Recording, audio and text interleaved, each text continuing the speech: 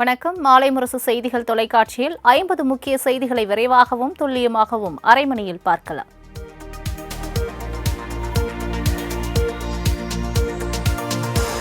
சர்வதேச மகளிர் தினத்தையொட்டி சென்னையில் பிங்க் நிற ஆட்டோ சேவையை முதலமைச்சர் மு.க.ஸ்டாலின் தொடங்கி வைத்தார். அத்துடன் மகளிர் சுய உதவிக்குழு உறுப்பினர்களுக்கு அடையாள அட்டையையும் வழங்கினார். முதற்கட்டமாக 100 பிங்க் நிற ஆட்டோக்கள், 100 மஞ்சள் ஆட்டோக்கள் மற்றும் 50 பசுமை ஆட்டோக்களை பெண்களுக்கு முதலமைச்சர் மு.க.ஸ்டாலின் வழங்கினார். இந்த திட்டத்தில் பெண்கள் ஆட்டோக்கள் வாங்க தமிழக அரசு தலா 1 லட்சம் ரூபாய் வரை மானியமும் வழங்குகிறது. இந்த ஆட்டோக்களில் GPS கருவிகள் பொருத்தப்பட்டுள்ளது குறிப்பிடத்தக்கது.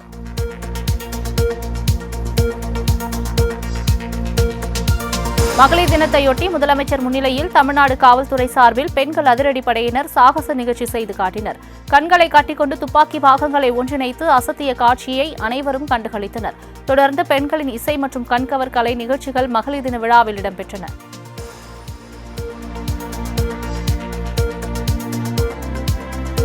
₹72 கோடி செலவில் 9 மாவட்டங்களில் புதிய தோழி விடுதிகள் அமைக்கப்படும் என முதலமைச்சர் மு.க.ஸ்டாலின் அறிவித்துள்ளார். சமூகத்தின் சரிபாதியான நாள் இன்று என தெரிவித்துள்ள அவர், பெண்கள் முன்னேற்றத்திற்காக பல்வேறு வளர்ச்சி திட்டங்களை செயல்படுத்தி வருவதாக கூறினார். வேலை செய்யும் பெண்கள் பாதுகாப்பாக தங்கள் தொடங்கப்பட்ட தோழி விடுதிக்கு பெரும் வரவேற்பு கிடைத்துள்ளதால் காஞ்சிபுரம், ராணிப்பேட்டை, கரூர், நாகை உட்பட 9 மாவட்டங்களில் ₹72 கோடி செலவில் புதிய தோழி விடுதிகள் அமைக்கப்படும் என்று அவர் கூறினார்.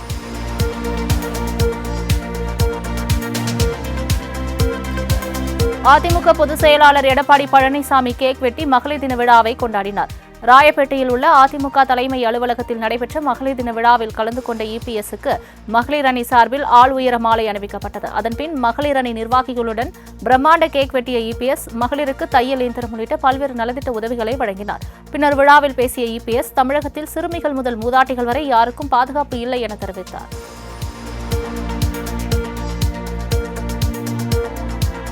2026 எல்லோரும் சேர்ந்து மகளிருக்கான பாதுகாப்பை உறுதி செய்ய தவறிய திமுக அரசை மாற்றுவோம் என தமிழக வெற்றிக் கழக தலைவர் விஜய் சூளுரைத்தார். மகளிர் தினத்தை முன்னிட்டு வாழ்த்து தெரிவித்து வெளியிட்டுள்ள வீடியோவில் விஜய் இதனை கூறியுள்ளார்.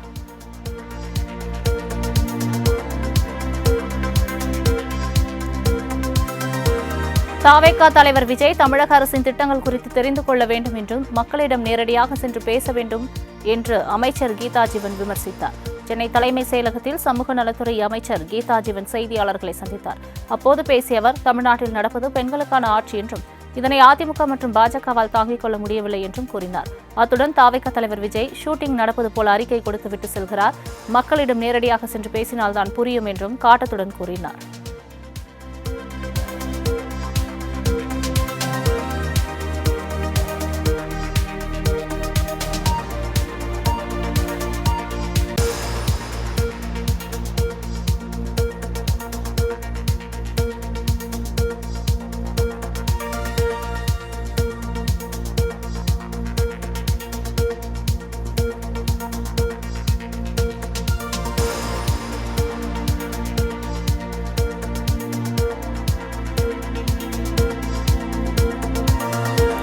தமிழகம் முழுவதும் கைது செய்யப்பட்டுள்ள தமிழக வெற்றிக் கழகத்தினரை தமிழக அரசு உடனடியாக விடுதலை செய்ய வேண்டும் என அக்கட்சியின் தலைவர் விஜய் வலியுறுத்தியுள்ளார். இதுகுறித்து தனது எக்ஸ் தளத்தில் பதிவிட்டுள்ள அவர், பெண்களுக்கு முழுமையான பாதுகாப்பை ஏற்படுத்தி தர வேண்டும் என தமிழ்நாடு அரசை வலியுறுத்தி தமிழக வெற்றிக் கழகம் சார்பாக அறவழி அடையாள போராட்டமானது நடைபெற்றது என குறிப்பிட்டுள்ளார். ஆனால் போராட்டத்தில் ஈடுபட்ட தவேக தோழர்களையும் மகளிரையும் அராஜக போக்குடன் தமிழக அரசு கைது செய்திருப்பது கண்டிக்கத்தக்கது எனவும் பதிவிட்டுள்ளார்.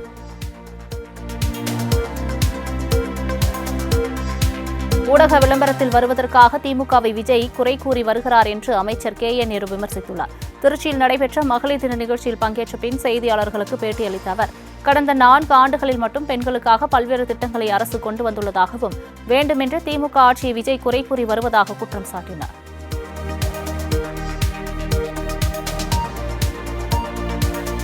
பாஜகவுடன் கூட்டணி வைக்க தவம் கிடக்கும் நிலையை உருவாக்கியுள்ளதாக அதிமுகவை அண்ணாமலை மறைமுகமாக சாடிய நிலையில் பாஜகவுக்காக யாரும் தவம் கிடைக்கவில்லை என அதிமுக பொதுச் செயலாளர் எடப்பாடி பழனிசாமி தெரிவித்துள்ளார். மேலும் அதிமுக தான் பெரிய கட்சி எனவும் கூட்டணி குறித்து 6 மாதம் கழித்து அறிவிக்கப்படும் எனவும் EPS விளக்கம் அளித்தார்.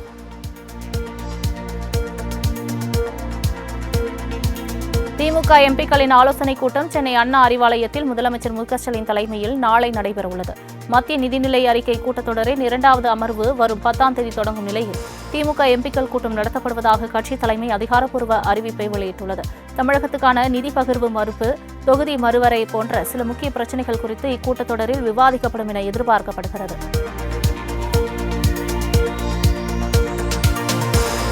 தமிழ்நாடு முழுவதும் திமுக சார்பில் வரும் மார்ச் 12ஆம் தேதி மத்திய அரசுக்கு எதிராக கண்டன பொதுக்கூட்டம் நடத்தப்படும் என்று அறிவிக்கப்பட்டுள்ளது.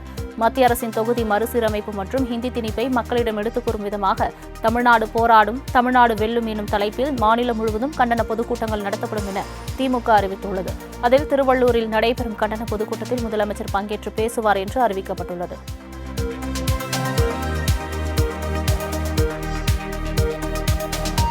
மும்மொழி கொள்கைக்கு ஆதரவாக கையெழுத்து பெறும் பாஜக, சொரணை இருந்தால் மாணவர்களின் நலன் கருதி மத்திய அரசிடம் அண்ணாமலை நிதியை பெற்றுத்தர வேண்டியதுதான் என அமைச்சர் சேகர்பாபு கேள்வி எழுப்பியுள்ளார். சென்னை ஓட்டேரியில் திமுக சார்பில் அன்னம் தரும் அமுதக்கரங்கள் நிகழ்ச்சி நடைபெற்றது.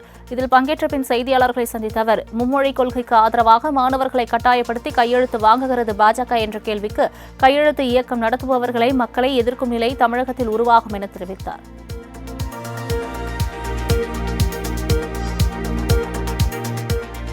தமிழகத்தில் பெண்களுக்கு பாதுகாப்பான சூழ்நிலை உருவாக வேண்டும் என்றால் திமுக அரசை தூக்கி எறிய வேண்டும் என மத்திய இணையமைச்சர் எல் முருகன் தெரிவித்துள்ளார்.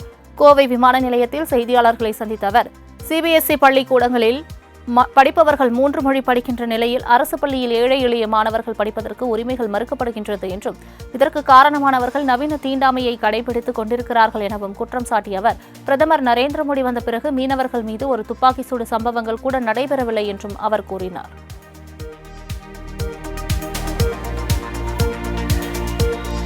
தூத்துக்குடியிலிருந்து மாலத்தீவுக்கு சிறிய ரக கப்பலில் கடத்தி செல்லப்பட்ட சுமார் 80 கோடி ரூபாய் மதிப்பிலான போதைப் பொருளை மத்திய வருவாய் குற்றப்புலனாய்வு பிரிவு அதிகாரிகள் நடுக்கடலில் வைத்து பறிமுதல் செய்தனர். இது தொடர்பாக கப்பலில் இருந்து இந்தோனேஷியாவை சேர்ந்த 2 பேர் உட்பட 11 பேரிடம் தொடர்ந்து விசாரணை நடந்து வருகிறது. இந்த கடத்தல் சம்பவத்திற்கு பழைய துறைமுகத்தில் பணிபுரியும் ஒருவர் உதவி செய்துள்ளதாக கூறப்படுகிறது.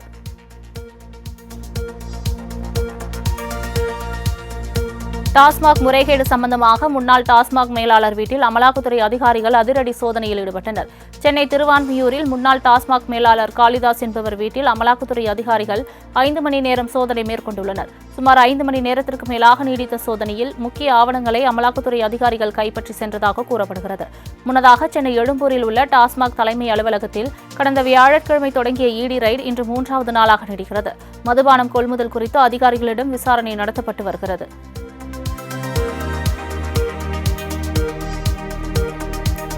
திருவள்ளூர் மாவட்டம் திருத்தணி அருகே அரசு பேருந்து மீது லாரி மோதிய விபத்தில் லாரி ஓட்டுநர் பாஸ்கரை போலீசார் கைது செய்தனர். கேஜி கண்டிகை என்ற பகுதியில் திருத்தணியிலிருந்து திருவள்ளூர் நோக்கி சென்ற லாரி எதிரே வந்த பேருந்து மீது விபத்துக்குள்ளானது. இதில் நெசவு தொழிலாளர்கள் 4 பேர் உயிரிழந்த நிலையில் 30க்கும் மேற்பட்டோர் படுகாயமடைந்தனர். தப்பிச் சென்ற லாரி ஓட்டுநரை திருத்தணி போலீசார் தேடி வந்த நிலையில் திருவள்ளூர் காவல் நிலையத்தில் சரணடைந்த ஓட்டுநரை போலீசார் கைது செய்தனர். மேலும் விசாரணையில் ஆந்திராவிலிருந்து மண் ஏற்றி கொண்டு வந்தபோது விபத்துக்குள்ளாகியுள்ளது.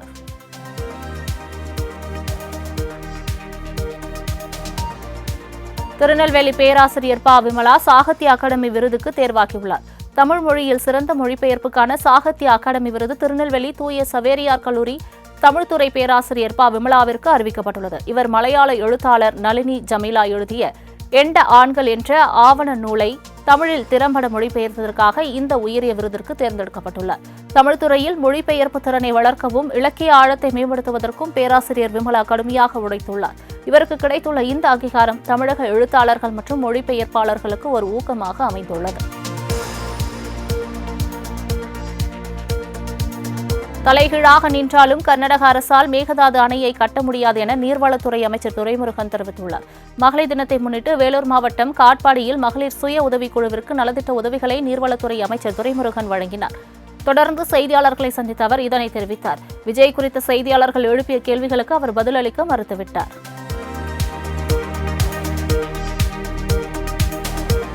பாஜக இன்றைக்கும் நோட்டாவுடன் போட்டி போடும் கட்சிதான் என அமைச்சர் ரகுபதி சாடியுள்ளார். புதுக்கோட்டையில் செய்தியாளர்களை சந்தித்த அவர், தமிழ் மண்ணில் பாஜக கால் பதிக்க முடியாது, வேறு கட்சிகளோடு கூட்டணி வைக்கும்போது ஆங்காங்கே 1-2 வாக்குகளை பெறுகிறது என்றும், இன்றைக்கும் நோட்டாவுடன் போட்டி போடும் கட்சிதான் பாஜக, பிற கட்சிகளோடு சேர்ந்து ஓட்டு வாங்கியது தவிர தனியான வாக்குகள் ஏதும் இங்கு வாங்கவில்லை என்று விமர்சித்துள்ளார். மேலும் போனில் மெம்பர்ஷிப் சேர்ப்பதைப் போலதான் மும்மொழிக்காக பாஜக வாங்கும் கையெழுத்தும் என்றும் சாடிய அவர், திமுகவை தவிர வேறு எந்த கட்சியையும் சிறுபான்மையினர் நம்ப தயாராக இல்லை என்றும் கூறினார்.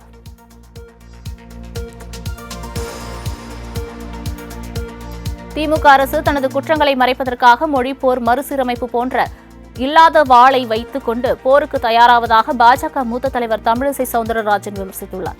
தென் சென்னை மாவட்ட பாஜக சார்பாக மேற்கு மாம்பலத்தில் உள்ள தனியார் மண்டபத்தில் நடைபெற்ற மகளிர் தின விழாவில் உரையாற்றிய அவர் 2026ஆம் ஆண்டு பாஜக ஆட்சியில் பெண்கள் அமைச்சர்களாக இருப்பார்கள் என்றும் அப்போது அது பெண்களுக்கான ஆட்சியாக இருக்கும் என்றும் தெரிவித்தார். மேலும் அவர் வயதான பின் மொழிகளை கற்றுக்கொள்வது கடினம் என்பதால் சிறு வயதிலேயே 3வது மொழியை கற்றுக்கொள்ள கூறுகின்றோம் என்றும் பேசினார்.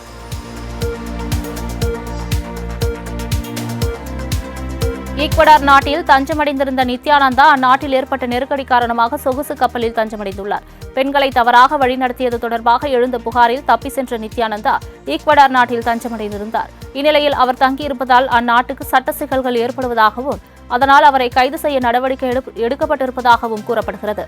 இதனால் நித்யானந்தா அங்கிருந்து தப்பி சர்வதேச எல்லைப் பகுதியில் சொகுசு கப்பலில் தஞ்சமடைந்துள்ளதாக தகவல்கள் வெளியாகியுள்ளன.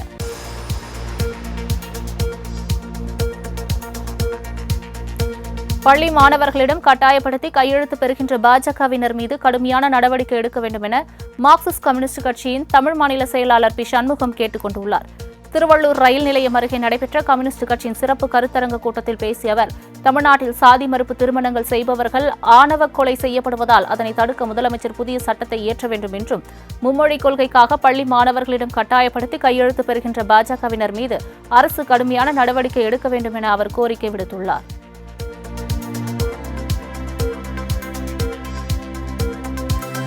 பாஜக கூட்டணியை ஆதரிக்காவிட்டால் 2026இல் இரட்டை இலை காணாமல் போய்விடும் என்று அமமுக பொதுச் செயலாளர் டிடிவி தினகரன் தெரிவித்துள்ளார்.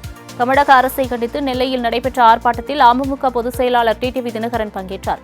தொடர்ந்து செய்தியாளர்களுக்கு பேட்டியளித்த அவர், ஜெயலலிதா காலத்திலிருந்து வலிமை அதிமுகவில் தற்போது இல்லை என்றும், தமிழகத்தில் சட்டம் ஒழுங்கு சந்தி சிரித்துக் கொண்டிருக்கும் நிலையில் திமுக அரசு நடவடிக்கை எடுக்காமல் தூங்கிக் கொண்டிருப்பதாகவும் அவர் விமர்சித்தார்.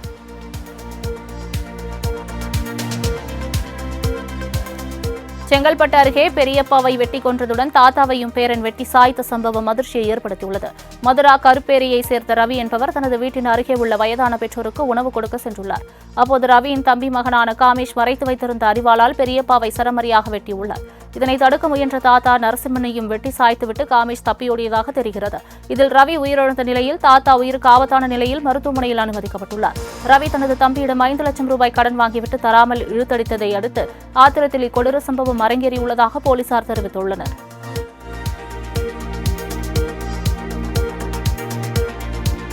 தஞ்சாவூர் அருகே திருக்கானூர்பட்டியில் புனித அந்தோணியார் ஆலய பொங்கல் விழாவை முன்னிட்டு ஜல்லிக்கட்டு போட்டி கோலாகலமாக நடைபெற்றது. 12 சுற்றுகளாக நடைபெற்ற இந்த போட்டியில் தஞ்சாவூர், திருச்சி, புதுக்கோட்டை உள்ளிட்ட மாவட்டங்களைச் சேர்ந்த 700 காளைகள் கலந்து கொண்டன. அவற்றை அடக்குவதற்காக 350 மாடுபிடி வீரர்களும் பங்கேற்றனர்.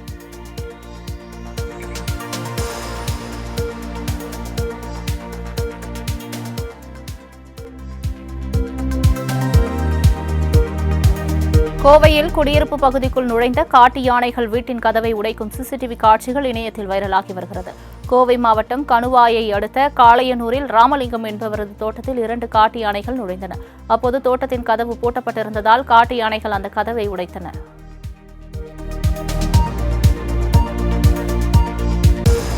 விருதுநகர் மாவட்டம் காரியப்பட்டி அருகே அதிகாரிகளை முற்றுகையிட முயன்ற விவசாயிகளை போலீசார் தரதரவென இழுத்து சென்று கைது செய்ததால் பரபரப்பு ஏற்பட்டது. காரியாப்பட்டி அருகே உள்ள அரசகுளம் கிராமத்தில் விவசாய நிலத்தில் கற்களை ஊன்றி மண்ணை கொட்டி சாலை அமைக்கும் முயற்சியில் அதிகாரிகள் ஈடுபட்டனர். இதற்கு எதிர்ப்பு தெரிவித்த விவசாயிகள் அதிகாரிகளை முற்றுகையிட முயன்றபோது அவர்களை போலீசார் வலுக்கட்டாயமாக இழுத்து சென்று கைது செய்தனர். வெறும் 10 வீடுகள் மட்டுமே உள்ள மணியம்பிள்ளை கிராமத்திற்கு சாலை அமைக்க விவசாய நிலத்தை அதிகாரிகள் அழிக்க முற்பட்டதாக விவசாயிகள் குற்றம் சாட்டினர். கோவை பொள்ளாச்சியில் கடந்த மாதம் 1 மற்றும் 21ஆம் தேதிகளில் நகைக்கடைகளில் அதிரடி சோதனை நடத்தப்பட்டது. இதில் தங்கமயில் ஸ்ரீ பழனி முருகன் நகைக்கடை உரிமையாளர் ஜிஎஸ்டி வரியை முறையாக செலுத்தாமல் சுமார் 217 கோடி ரூபாய் மோசடி செய்தது தெரியவந்தது. 2 சாப்ட்வேர்களை பயன்படுத்தி இத்தகைய குற்றத்தை நிகழ்த்தியதாக கூறப்படுகிறது. இதுகுறித்து மத்திய ஜிஎஸ்டி ஆணைய தடுப்பு பிரிவு அதிகாரிகள் கடை உரிமையாளரை கைது செய்து கோவை ஜுடிஷியல் நீதிமன்றத்தில் ஆஜர்படுத்தி மேற்கொண்டு விசாரணை நடத்தி வருகின்றனர்.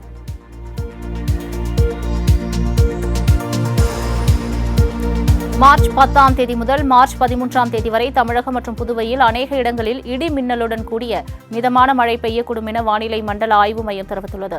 உள் தமிழகம் மற்றும் அதனை ஒட்டிய பகுதிகளில் ஒரு வளிமண்டல கீழடுக்கு சுழற்சி நிலவுகின்ற சூழலில் மார்ச் 10 முதல் 13ஆம் தேதி வரை தமிழகம், புதுவை மற்றும் காரைக்கால் பகுதிகளில் அநேக இடங்களில் இடி மின்னலுடன் கூடிய லேசானது முதல் மிதமான மழை பெய்யக்கூடும் என தெரிவித்தது. இந்த 2 நாட்களில் தென்மேற்கு வங்கக்கடல் பகுதிகளில் சூறாவளி காற்று வீசும் என்பதால் மீனவர்கள் கடலுக்கு செல்ல வேண்டாம் என அறிவிக்கப்பட்டுள்ளது.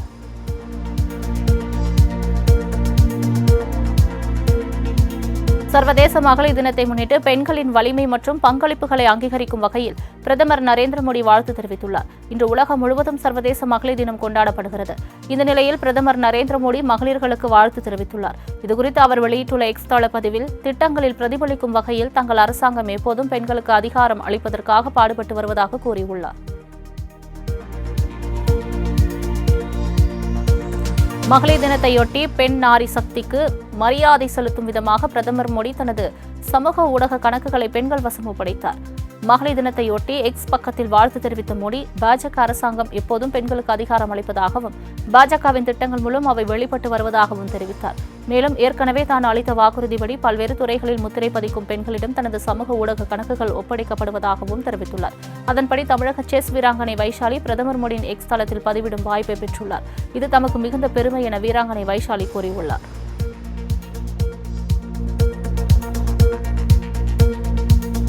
பெண்கள் முழு சுதந்திரம் பெறும் வரை அவர்களுடன் துணை நிற்பேன் என மக்களவை எதிர்க்கட்சித் தலைவர் ராகுல் காந்தி தெரிவித்துள்ளார்.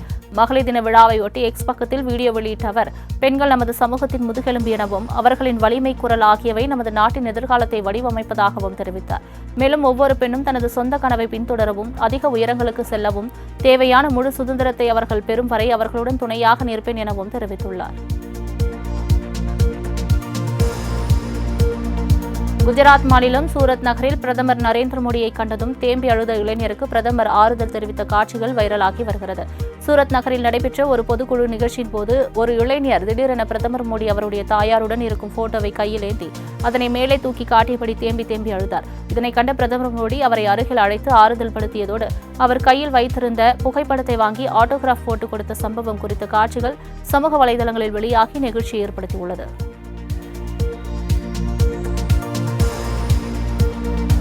2025-2026ஆம் ஆண்டு நீட் தேர்வுக்கு விண்ணப்பிக்க கால அவகாசம் நேற்றுடன் முடிந்த நிலையில் 20 லட்சம் மாணவர்கள் தேர்வுக்கு விண்ணப்பித்துள்ளனர். தமிழ், ஆங்கிலம், ஹிந்தி உள்ளிட்ட 13 மொழிகளில் நடைபெறும் நீட் தேர்வுக்கான விண்ணப்ப பதிவு கடந்த பிப்ரவரி மாதம் 7ஆம் தேதி தொடங்கி மார்ச் 7ஆம் தேதி வரை நடைபெற்றது. இதில் இந்த ஆண்டு 20 லட்சம் மாணவர்கள் நீட் தேர்வுக்கு விண்ணப்பித்துள்ளனர். மேலும் இணையதளம் மூலம் விண்ணப்பங்களில் உள்ள திருத்தங்களை வரும் 9ஆம் தேதி முதல் 11ஆம் தேதி வரை மேற்கொள்ள NDA அறிவுறுத்தியுள்ளது.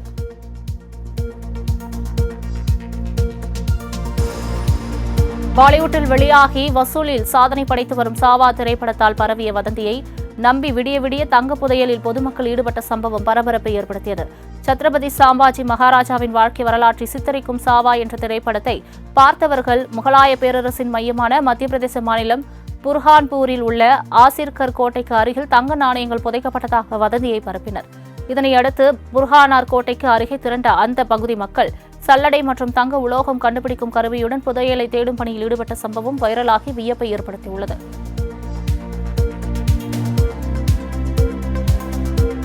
கேரளாவில் கடந்த 4 வருடங்களில் சுமார் 41,000 கோடிக்கு லாட்டரி சீட்டுகள் விற்பனையாகியுள்ளதாக அம்மாநில அரசு தெரிவித்துள்ளது. கேரள மாநிலம் பொருளாதாரத்தில் லாட்டரி சீட்டுகள் முக்கிய பங்காற்றி வருகிறது. இந்நிலையில் 2021 முதல் 2024 வரையிலான காலகட்டத்தில் விற்பனையான லாட்டரி சீட்டுகள் மூலம் 11,518 கோடி ரூபாய் வரி வருவாயாகவும் 2,781 கோடி ரூபாய் லாபமாகவும் கிடைத்துள்ளதாக தகவல் அறியும் உரிமை சட்டத்தின் கீழ் தெரிவிக்கப்பட்டுள்ளது.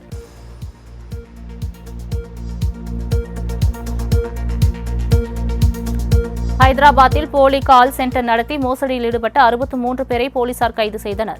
ஹைதராபாத்தில் உள்ள ஹைடெக் சிட்டியில் எக்ஸிட்டோ சொல்யூஷன்ஸ் என்ற பெயரில் போலி கால் சென்டர் நடத்தி வந்த சிலர் அமெரிக்காவில் வசிக்கும் பேபால் வாடிக்கையாளர்களை தொடர்பு கொண்டு விஷிங் மெயில்களை அனுப்பி அதன் மூலம் வங்கிக் கணக்கிலிருந்து பெரும் தொகையை சுருட்டி வந்துள்ளனர். இதுகுறித்து புகாரில் கால் சென்டர் உரிமையாளர்கள் உட்பட 63 பேரை கைது செய்த ஹைதராபாத் சைபர் கிரைம் போலீசார் அவர்களிடமிருந்து 60க்கும் மேற்பட்ட லேப்டாப்கள் மற்றும் செல்போன்களை பறிமுதல் செய்தனர்.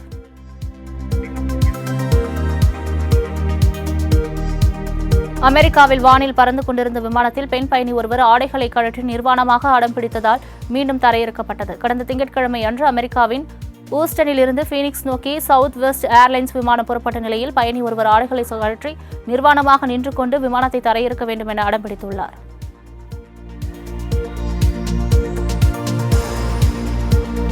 பாகிஸ்தானில் ஏற்பட்ட நிலநடுக்கம் ரிக்டர் அளவுகோலில் 4.3 பதிவாகியுள்ளது. பாகிஸ்தானில் இன்று அதிகாலை சக்தி வாய்ந்த நிலநடுக்கம் ஏற்பட்டுள்ளது. இந்த நிலநடுக்கம் ரிக்டர் அளவுகோலில் 4.3 பதிவாகியுள்ளதாக தேசிய நில அதிர்வு மையம் தெரிவித்துள்ளது. இந்த நிலநடுக்கத்தால் ஏற்பட்ட சேதம் மற்றும் பாதிப்பு குறித்து எந்த தகவலும் வெளியாகவில்லை.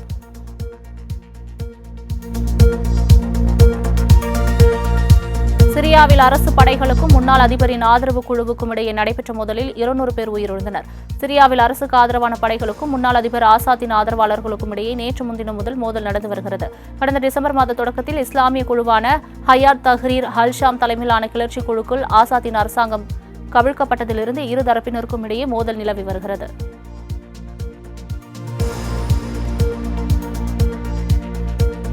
எலான் மஸ்கிற்கு சொந்தமான ஸ்பேஸ் எக்ஸ் நிறுவனத்தின் ராக்கெட் வெடித்து சிதறியது. எலான் மஸ்கின் ஸ்பேஸ் எக்ஸ் என்ற தனியார் விண்வெளி ஆய்வு நிறுவனத்திற்கு சொந்தமான ஸ்டார்ஷிப் சூப்பர் ஹெவி ராக்கெட்டின் 8வது சோதனை முயற்சி அமெரிக்காவின் டெக்சாஸ் மாகாணத்தில் உள்ள ஏவுதளத்தில் மேற்கொள்ளப்பட்டது. விண்ணில் ஏவப்பட்ட சில நிமிடங்களில் கட்டுப்பாட்டு அறையுடனான தொடர்பு துண்டிக்கப்பட்டதால் ராக்கெட் வெடித்து சிதறியது.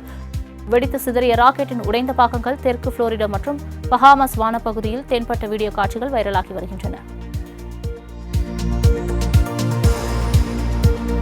அமெரிக்காவில் நடைபெற்ற அமைச்சரவைக் கூட்டத்தில் அரசு ஊழியர்களை பணி நீக்கம் செய்வது தொடர்பாக எலான் மஸ்குக்கும் அந்நாட்டு வெளியுறவுத்துறை அமைச்சருக்கும் இடையே கடும் வாக்குவாதம் ஏற்பட்டது. அமெரிக்காவில் அரசு ஊழியர்களுக்கு பல்வேறு கட்டுப்பாடுகள் விதிக்கப்பட்டிருக்கும் நிலையில் அவற்றை பின்பற்றாதவர்களை பணி நீக்கம் செய்ய எலான் மஸ்க் உத்தரவிட்டுள்ளார். இந்நிலையில் அமைச்சரவைக் கூட்டத்தில் எலான் மஸ்குக்கு எதிராக அமெரிக்க வெளியுறவுத்துறை அமைச்சர் மார்கோ ரூபியோ குற்றம் சாட்டினார்.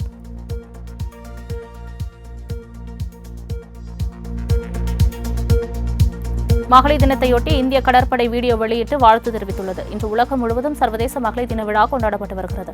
இதனையொட்டி பல்வேறு துறைகளை சார்ந்தவர்கள் வாழ்த்து தெரிவித்து வருகின்றனர். அந்த வகையில் துணிச்சலான முயற்சியால் வரலாற்றில் தங்கள் முத்திரையை பதிக்க விரும்பும் ஆயிரக்கணக்கான இந்திய பெண்களை தொடர்ந்து ஊக்குவிக்கும் வகையில் கடற்படை வீடியோ வெளியிட்டு வாழ்த்து தெரிவித்துள்ளது.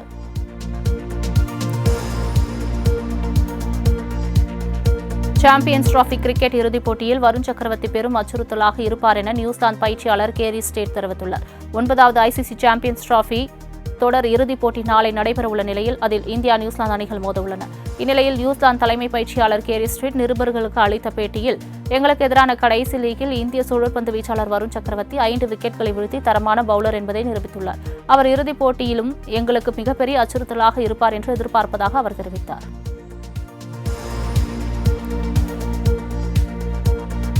கிரிக்கெட் விளையாட்டு வீரர் விராட் கோலி தன்னை பாராட்டியது வாழ்நாளில் மிக முக்கியமான தருணம் என பாகிஸ்தான் விளையாட்டு வீரர் அப்ரார் அகமது அறிவித்துள்ளார். விராட் கோலி குறித்து பேசிய அவர், சிறு வயதிலிருந்தே விராட் கோலிக்கு பந்து வீச வேண்டும் என்ற கனவு இருந்தது. அந்த கனவு துபாயில் நனவானதாக தெரிவித்தார்.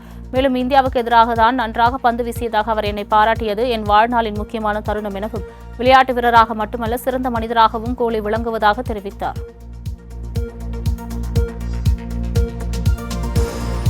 சர்வதேச மகளிர் தினத்தை முன்னிட்டு கூகுள் நிறுவனம் சிறப்பு டூடுலை வெளியிட்டுள்ளது.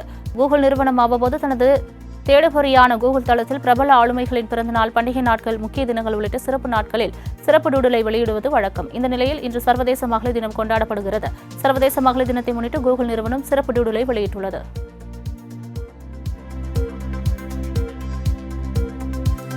சென்னை 28 படத்தின் 3ஆம் பாகத்தை வெங்கட் பிரபு இயக்கப் போவதாக தகவல் வெளியாகியுள்ளது.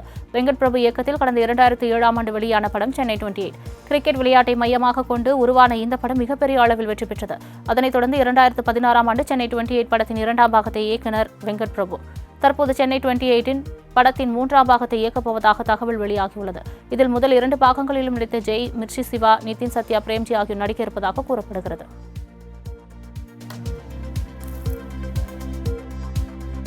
சூலூரில் நடைபெற்ற கல்லூரி நிகழ்ச்சியில் இசையமைப்பாளர் சந்தோஷ் நாராயணன் மாணவர்களுடன் உற்சாக நடனமாடி வைப் செய்தார். சூலூர் புதிய பேருந்து நிலையம் அருகில் உள்ள தனியார் கல்லூரியில் இசையமைப்பாளர் சந்தோஷ் நாராயணன் பங்கு பெற்ற கல்லூரி நிகழ்ச்சி நடைபெற்றது. இதில் மாணவர்களுடன் சேர்ந்து தனது இசையமைப்பில் உருவான பாண்டிய நாட்டுக்கொடியின் மேலே பாடலை பாடி மாணவர்களை உற்சாகப்படுத்தினார்.